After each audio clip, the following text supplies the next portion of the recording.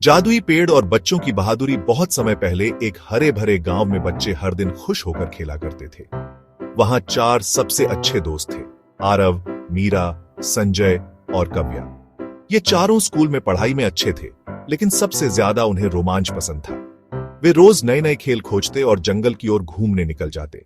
गांव के लोग हमेशा बच्चों को चेतावनी देते कि जंगल में एक रहस्यमयी जगह है जहां कोई नहीं जाता। लोग कहते थे कि वहां एक जादुई पेड़ है जिसे छूने वाला या तो अमीर बन जाता है या फिर मुसीबत में पड़ जाता है। बच्चों ने कई बार उस पेड़ की कहानी सुनी थी और अब उनके मन में जिज्ञासा थी कि आखिर सच्चाई क्या है। एक दिन छुट्टी थी। चारों दोस्तों ने तय किया कि वे जंगल के अंदर जाकर उस पेड़ को देखेंगे। रास्ते में पक्षियों की चहचहाहट थी, बंदरों की किलकारियां थीं और फूलों की खुशबू से हवा महक रही थी। जैसे जैसे वे अंदर बढ़े, जंगल गहरा और अंधेरा होता गया। देखो, वहाँ दूर कुछ चमक रहा है। सबकी आंखें चौंधियां गईं। दूर सच में एक सुनहरी रोशनी दिखाई दे रही थी। धीरे धीरे पास पहुंचने पर उन्होंने देखा कि वहां एक बहुत बड़ा और अद्भुत पेड़ खड़ा है। उसकी पत्तियां सोने जैसी चमक रही थीं और उसकी जड़ें जमीन से बाहर निकलकर सांप की तरह मुड़ी हुई थीं। जैसे ही बच्चे पास पहुंचे, पेड़ से गहरी आवाज आई, ओ बच्चों, तुम मुझ तक आ गए हो, लेकिन याद रखना, यहां से खाली हाथ नहीं जाओगे। तुम्हें एक परीक्षा देनी होगी। चारों बच्चे घबरा गए, लेकिन हिम्मत जुटाकर बोले, हम तैयार हैं। बताइए क्या करना होगा। मैं तुम्हें 3 चुनौतियां दूंगा।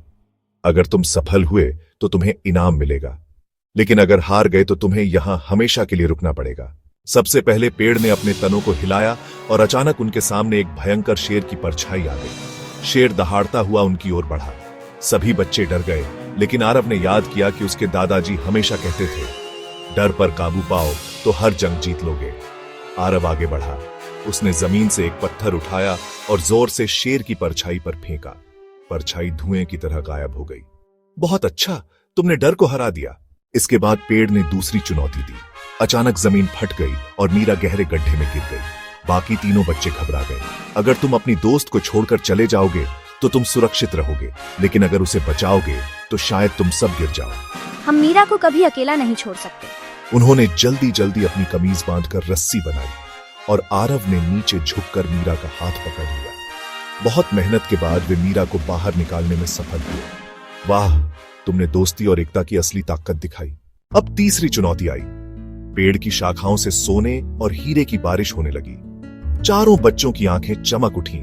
जो जितना चाहे उठा ले, लेकिन याद रखना, जितना लोगे उतना ही बोझ तुम्हें उठाना होगा। हमें सिर्फ उतना ही चाहिए जितना हमारी जरूरत है।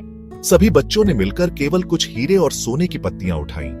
उन्होंने बाकी सब वहीं छोड़ दिया। तुमने साबित कर दिया कि तुम लालच में अंधे नहीं हो।